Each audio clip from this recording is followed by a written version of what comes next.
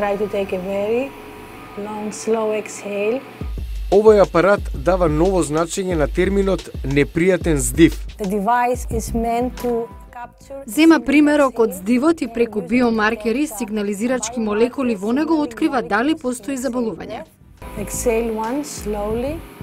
За сега не може да се купи во продавница. Во моментов клинички се тестира. Но наскоро со едно дување би можеле да откриете разни заболувања и аномалии.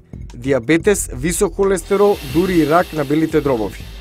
You really have people... Ќе може да го купите без рецепта и самите да добиете првична индикација за вашата здравствена состојба.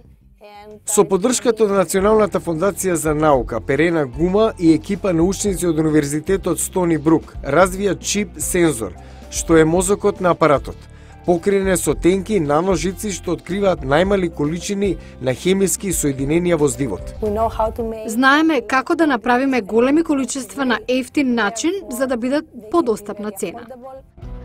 Апаратот работи на принципот електроспин. Распрскува течност од шприц на наелектризирана површина. Ја кристализира во тенка жица на подлога од алуминиум. Секоја од овие различни наножици може да регистрира одредено хемиско соединение. Например, овие сини молекули се од амонијак, што укажува на потенцијални проблеми со бубрезите.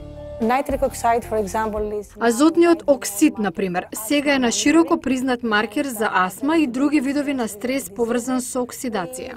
Ацетонот пак е маркер за диабетес. Гума вели дека наножиците може да се адаптираат за да откриваат вируси и микроби, како салмонела, ешерихија коли, па дури и антракс. Ќе има и многу други примени. Возбудливо ново откритие. За многу побрзи и едноставни диагнози, кои може да ни помогнат да дишеме полесно.